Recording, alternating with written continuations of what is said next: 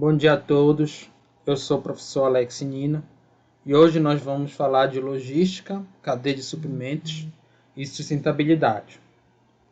Aqui um breve sumário da nossa aula, são 4 tópicos principais: logística e cadeia de suprimentos, dilema da cadeia de suprimentos, sustentabilidade e cadeia de suprimentos e logística reversa.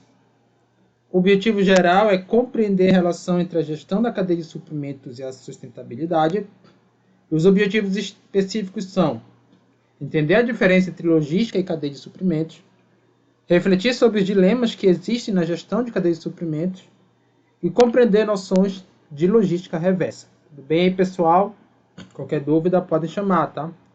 Levanta a mão aí e podem falar. Então, olha só. Logística e cadeia de suprimento. Esses termos muita gente confunde e de fato não tem um consenso entre os autores sobre a real diferença.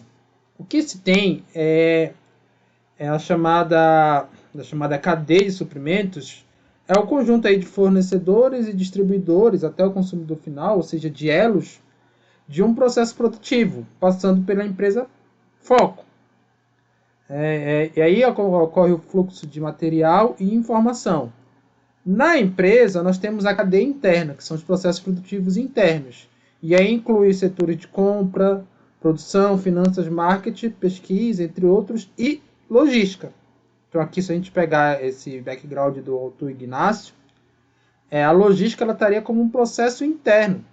Mas vai ter autores que vão colocar como todo o conjunto de processos que acontecem aí na cadeia imediata, ou seja, com o fornecedor de nível 1 e o distribuidor também primário da cadeia de suprimentos. E outros vão até considerar a logística como sinônimo de cadeia de suprimentos, embora essa não seja a predominância, né, dos conceitos.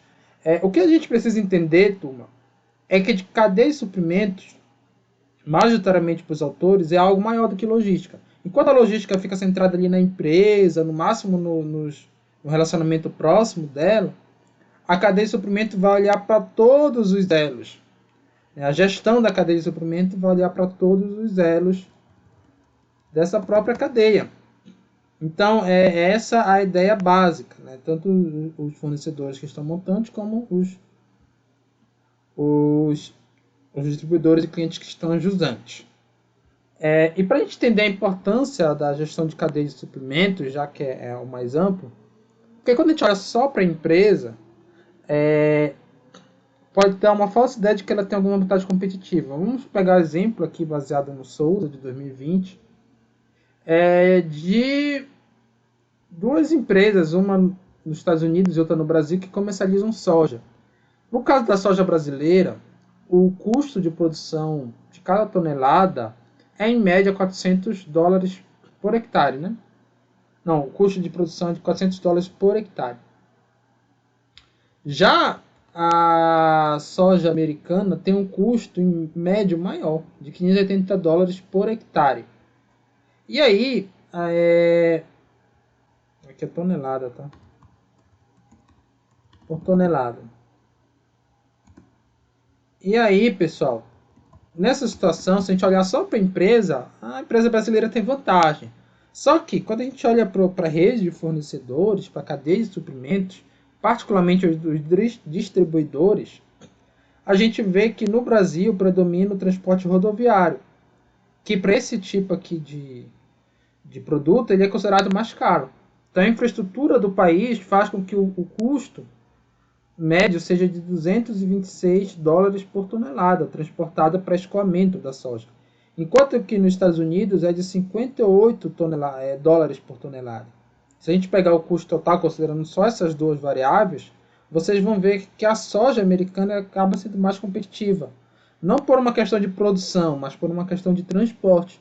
Daí a competitividade ocorrer ao longo de toda a cadeia de suprimento, não só na empresa em si. Então, essa gestão da cadeia de suprimento ela visa a integração de todas as atividades envolvidas nos elos da cadeia de suprimento. Por quê, pessoal? O sucesso da cadeia é medido pelos resultados do conjunto, não pelo desempenho de cada elo. Tá? E aí o objetivo sempre vai ser maximizar o valor real do produto. Né? Tem um conceito de valor para a gestão, é diferente de preço. Tá? O preço é algo bem objetivo, que você mede. O valor é o que de fato gera de bem-estar, de benefício para o cliente. E é bem mais subjetivo.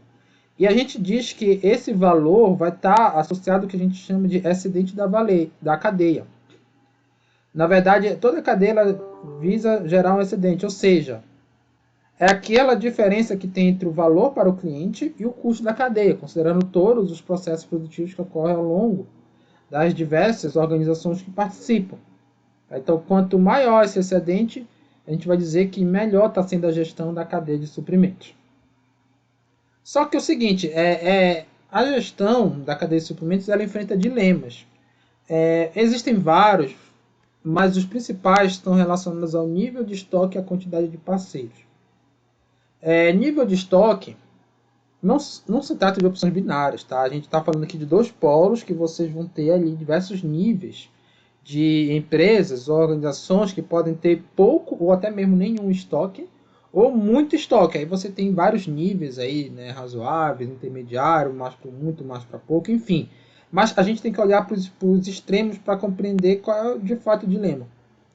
A empresa que tem pouco estoque, ela vai proporcionar maior personificação, porque ela trabalha com a lógica da requisição. O cliente faz a requisição do produto e ela faz um produto adequado para esse cliente. E aí ele também vai ter como vantagem, além da personificação para o cliente, o menor custo de produção. Porque você vai ter menos deterioração de estoque, porque em caso extremo nem estoque tem. Quando a empresa tem um estoque grande, esse estoque vai se deteriorando com o tempo, se o produto não for vendido. O produto vai, contabilmente, ele vai valendo cada vez menos, considerando esse produto como um ativo.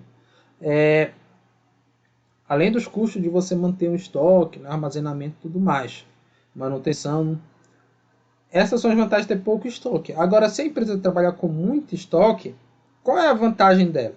Ela vai ter produto disponível instantaneamente para o cliente. É o caso de você ir numa loja de comprar uma TV, por exemplo.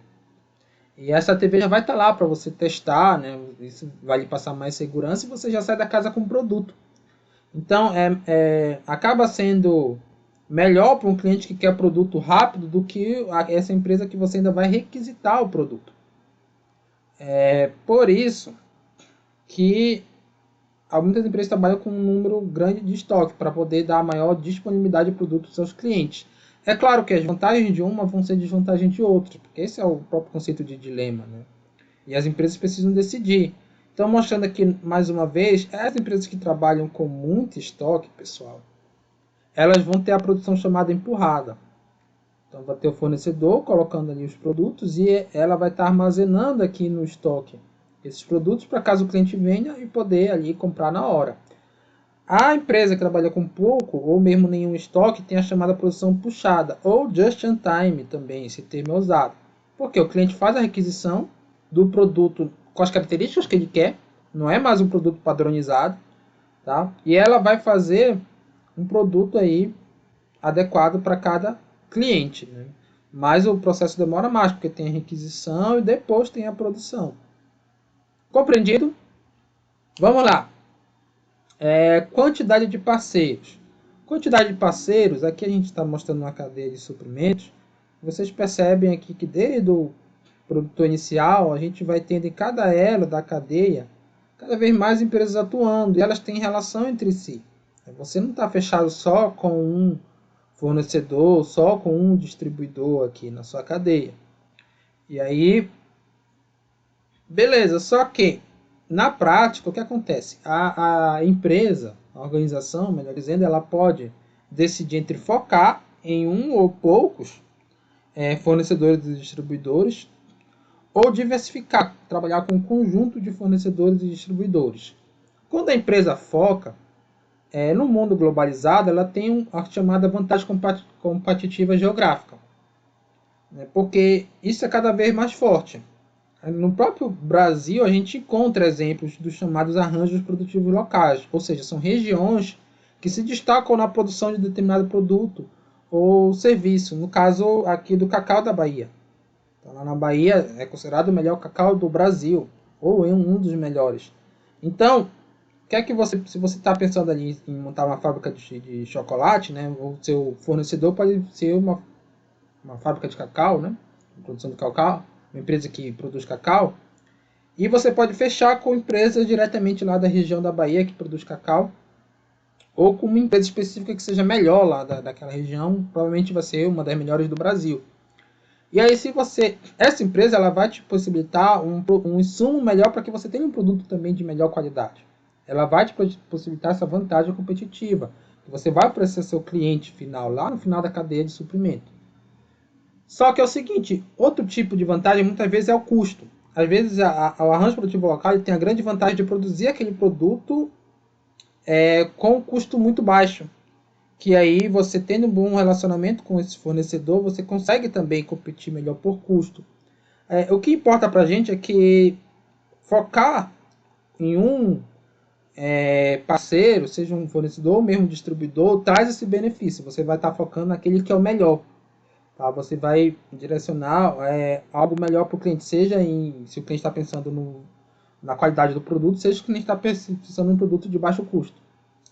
Agora, quando você trabalha com vários parceiros, você tem a vantagem da diversificação. E a diversificação, em vários contextos, inclusive em gestão de logística, ela vai servir para reduzir o risco.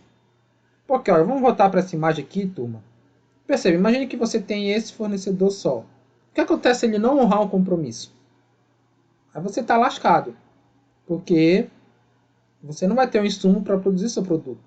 Ou você só tem um distribuidor, você passa o produto para ele, mas ele não passa o produto para o cliente final. Depois, ele pode não ter como lhe pagar por esse produto, também não honrar o compromisso. Quando você trabalha com uma rede de fornecedores e distribuidores, se um não honrar, você vai para o outro. Então você diminui o risco. Tá? Só para mostrar como isso é importante, o Brasil, vocês sabem que é uma potência agrícola, né? Ele tem uma certa dependência dos fertilizantes russos. E aí, quando começou a guerra, mais de um ano entre a Rússia e a Ucrânia, e a Rússia sofreu ali vários embargos, né, da comunidade internacional, os preços dos fertilizantes russos subiram. E até a dificuldade de comércio subiu. E se questionou muito essa dependência do Brasil em relação aos fertilizantes russos. É claro que essa dependência ela não vem ao acaso, ela vem da chamada vantagem competitiva. Né? Porque provavelmente os russos têm alguma vantagem ou na qualidade do fertilizante ou ali no preço que eles oferecem no mercado. Mas, inclusive no próprio período eleitoral, não sei se vocês lembram, da Simone Tebet, na sua propaganda, falando isso, né? Que o Brasil deveria ter sua fábrica de fertilizantes, para não depender dos russos. Então você tem sempre esses dilemas que acontecem aí nas organizações. Agora nós vamos falar da gestão da cadeia de suprimentos e sustentabilidade. Então vamos falar primeiro de sustentabilidade. Para a gente entender esse termo sustentabilidade, cada vez mais usado hoje em dia no setor empresarial, no setor acadêmico, a gente tem que entender que existem as chamadas escolas do desenvolvimento. Escola de desenvolvimento é um termo muito discutido na economia e tem uma certa evolução. Ele surge inclusive antes de sustentável, né, de sustentabilidade. Então a grosso modo, são três grandes escolas: a neoclássica, a pós-desenvolvimentista e a sustentável. Então vamos falar aqui sucintamente de cada uma delas. A escola neoclássica é a primeira escola que surgiu no início do século XX e considerava que a produtividade de um país era sinônimo incontestável de desenvolvimento, ou seja, quanto mais produtivo o país, mais desenvolvido ele era. Teve a influência do progresso do iluminista, e o desenvolvimento era mensurado no final da Segunda Guerra Mundial pelo chamado Produto Interno Bruto, que é um indicador que até hoje vocês devem escutar diariamente aí nos jornais, né? O chamado PIB. Então nessa época não tinha o termo sustentável, era só desenvolvimento. E o país era mais desenvolvido quanto maior fosse seu PIB ou seu PIB per capita, né, que é uma variação desse indicador. A ideia é que o PIB funcionava como uma maré. O crescimento dele seria benéfico tanto para os pobres como para os ricos. Aqui é representado como os ricos, os barcos grandes, e os pobres, os barcos pequenos. Todo mundo se beneficiaria quando o PIB crescesse, da mesma forma que como todos os barcos sobem quando a maré cresce, né? A chamada teoria dos benefícios mútuos. Aí, pessoal, surgiu uma outra escola lá no final da década de 60, que é chamado conjunto de teorias, melhor dizendo, que faz a escola pós-desenvolvimentista. Começou a questionar essa história. Será que o crescimento do PIB sempre é bom? Começou aqui com um livro clássico de 1968 da Raquel Carson, que foi Primavera Silenciosa, e questionou o uso dos agrotóxicos para aumento da produtividade agrícola. Tá? Que isso causava um grande impacto ambiental. Em 1972, você teve esse livro, Limite do Crescimento, do Clube de Roma, que mostrou ali que o crescimento indefinido do PIB causava ali uma certa pressão sobre os recursos naturais, o aumento do consumo, e a terra era limitada. A terra não ia dar para aguentar toda essa pressão ali sem que houvessem problemas de guerra, entre outros. Tá? Então o crescimento econômico começou a ser questionado, inclusive na própria ECO 72, né? Conferência de Estocolmo 72, surgem as discussões globais sobre essa questão do desenvolvimento em si, né? Porque começou também a surgir críticas quanto quão equitativo esse desenvolvimento é. Será que todos se beneficiam de fato desse desenvolvimento, tanto as pessoas ricas como as pessoas pobres? E aí, aqui no mostrando lá no limite para o crescimento que a população humana cresce de forma exponencial, tá, com projeção até 2050, só que a Terra é finita.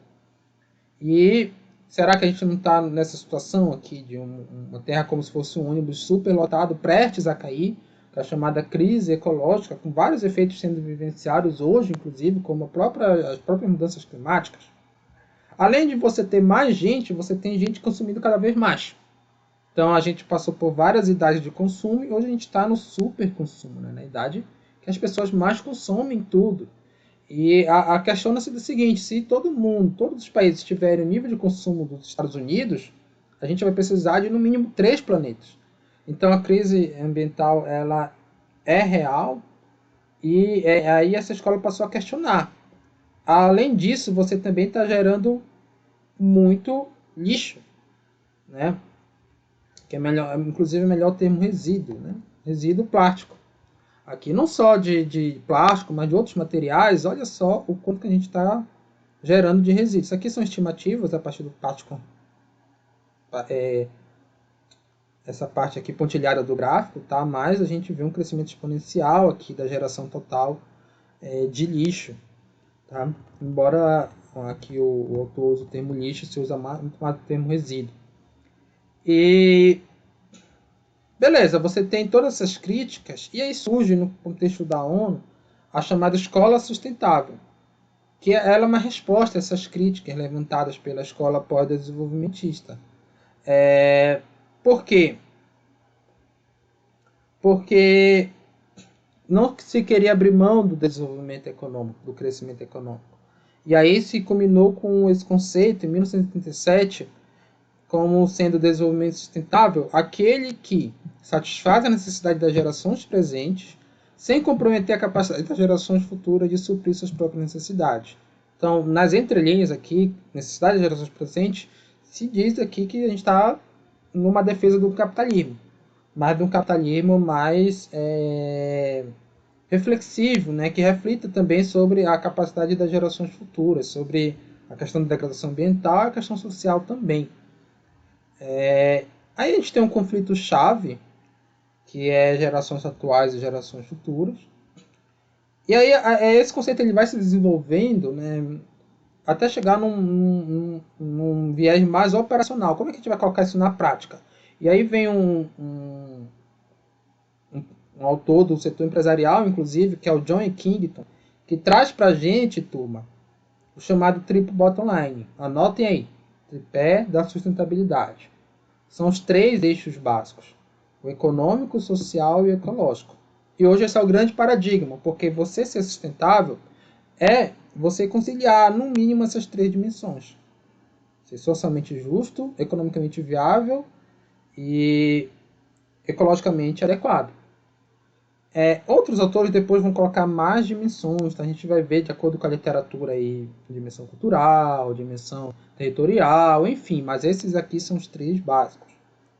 E aí vai evoluir mais ainda, a própria ONU traz para a gente mais recentemente os Objetivos do Desenvolvimento Sustentável, que ela traz 17 objetivos, na verdade é uma evolução dos chamados Objetivos do Milênio, que são aqueles que o mundo vai precisar buscar para ser sustentável. E no caso da gestão de suprimento, voltando, tem dois que eu destaquei aqui para a gente, turma.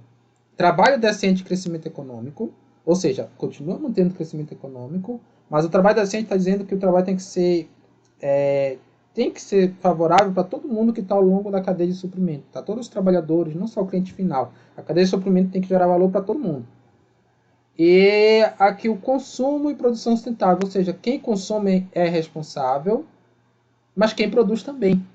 Então a gente tem que ter uma produção que seja adequada do ponto de vista sustentável. E quais são as razões então para uma empresa sustentável? Tem um autor que é muito importante, que é o Barbieri. Ele traz as diferentes abordagens da gestão ambiental empresarial. Você tem a abordagem de controle, que é a básica, que visa adequar-se à legislação. A abordagem preventiva, que visa a redução de custos e associado à ecoeficiência, a eficiência produtiva. E a abordagem estratégica, que visa uma oportunidade de mercado e também uma questão ética. Essa abordagem aqui seria a mais adequada para uma produção realmente sustentável. Porque hoje você tem um grande número de pessoas que pensam na questão ambiental, e esse número está crescendo, as estatísticas mostram, no mundo e no Brasil também. E isso acaba sendo uma oportunidade de mercado. É um nicho de pessoas que, além de estar crescendo, você tem pessoas que normalmente têm maiores rendas e também nível de escolaridade. E aí, mas tem também uma questão ética. Mas aí, pessoal, essa abordagem estratégica, ela precisa considerar toda a cadeia. Por quê? Se você considerar só a empresa, você tem a abordagem preventiva, você tem processos cada vez mais eficientes, e a abordagem de controle considera só o final, né, para não poluir, tentar controlar a poluição no final do processo produtivo. Só que, imagina que a empresa é sustentável, ela faz seus processos produtivos de forma adequada. Só que os fornecedores dela não são. Tem um fornecedor lá que está desmatando, fazendo desmatamento ilegal. Tem aqui um distribuidor também que não respeita a legislação. Então não vai adiantar nada, porque o cliente final ele vai saber disso, ele vai pesquisar isso. Então esse processo não vai agregar valor ao cliente final. Então por isso que a empresa toda precisa ser sustentável. E agora, pessoal, nós vamos falar de logística reversa. Logística reversa é o fluxo de retorno do produto do consumidor para outros elos da mesma ou de outra cadeia de suprimento. Então você tem aqui o consumidor. O fluxo tradicional, melhor dizendo, né, a chamada logística tradicional, ela vem do fabricante ao consumidor. Já o fluxo reverso, ele vai no sentido contrário, do consumidor ao fabricante, mas ele pode pegar um atalho e não necessariamente ser também pela mesma cadeia de suprimentos. Tá? Quais são as vantagens da logística reversa, então? Ela traz uma redução de custo, porque você reaproveita os materiais e também traz uma economia de embalagem. Ela tem uma diferenciação. Grande parte dos clientes valoriza empresas que possuem política de retorno de produto, aquela questão estratégica que eu falei, e tem uma contribuição social também, né? A preservação ambiental para as futuras gerações. Agora, pessoal, embora seja um paradigma, a gente tem que entender que também existem desvantagens. Geralmente, a empresa que implementa a logística reversa, ela tem um aumento de custos, que você vai ter mais processos de armazenagem, separação, conferência. Tudo bem que tem um aspecto ambiental, mas a logística reversa ela precisa ser economicamente viável. Tá? Porque a gente está, principalmente em empresa, né? A gente não está falando de instituições de caridade. A empresa ela vai implementar se for economicamente viável. Então as duas coisas têm que estar conciliadas. Tá? E também fazer sentido do ponto de vista ambiental. Então, olha só o exemplo. Alguém que faz separação de lixo leva de carro para o lixo de casa e leva de carro para o trabalho. Tem custos ambientais aí, como o uso da gasolina e também o próprio CO2 que emite para a atmosfera. Pode ser que esses problemas ambientais não compensem o benefício da logística reversa. Apesar disso, os principais motivos para a empresa estabelecer a logística reversa, conforme uma pesquisa feita aí no trabalho de Gartner 2022, são o aumento da competitividade. Olha, a questão estratégica. 65% das empresas listaram que esse é o motivo para eles implantarem a logística reversa. Aí os outros motivos aqui, mais relacionados à limpeza de canal, à legislação, não passaram de 35%. Então, é realmente uma questão de competitividade. Só para a gente concluir, a logística reversa ela é feita através de uma hierarquia, que está lá na Política Nacional de Resíduos Sólidos, que é a Lei 12.305, estabelece, entre outros autores também colocam para a gente, que você tem o seguinte: o mais importante é você não usar o produto, se você puder evitar o uso, tá? Claro que nem sempre dá para você evitar. Se não dá para você evitar, você vai reduzir. Se não dá para você reduzir o uso dos recursos, você vai reutilizar. Se não der para você reutilizar, você vai reciclar. E por fim, é um produto que seja inviável ambientalmente ou economicamente você reciclar, aí você vai fazer a disposição final adequada. Você não vai colocar aquele resíduo no lixão a céu aberto, sim procurar um aterro sanitário ou uma forma mais adequada de você fazer a disposição final. Pessoal, aqui um mapa mental para concluir a nossa aula. Nós começamos falando da cadeia de suprimentos aqui, que inclui todos os elos da produção, né? Várias empresas que atuam. Nós temos que ela, a grosso modo, é maior do que o próprio conceito de logística. O conceito de gestão de cadeia de suprimento é maior do que o conceito de logística. Porque a logística geralmente inclui aqui aspectos mais internos, enquanto a cadeia tem uma visão mais ampla. E hoje se compete no mundo globalizado com uma rede de fornecedores e distribuidores. Só que essa gestão ela enfrenta dilemas. Então você tem dilemas relacionados a você ter muito ou pouco estoque, o tipo de produção que você vai ter, né? Se você vai ter mais disponibilidade de produto ou se você vai ter mais produtos adequados com o perfil do seu público-alvo. E também você tem aqui a questão da sustentabilidade, que nós falamos aqui o tripé, que são as dimensões básicas, econômica, social e ecológica. E aí, para a empresa sustentável, de acordo com a abordagem estratégica de Barbieri, você não tem que focar só nos processos produtivos internos. Ensina a gestão de toda a cadeia de suprimentos, porque o processo de agregação de valor para o cliente final ele está incluso em toda essa gestão. Né? Não adianta você ser sustentável se os fornecedores não forem.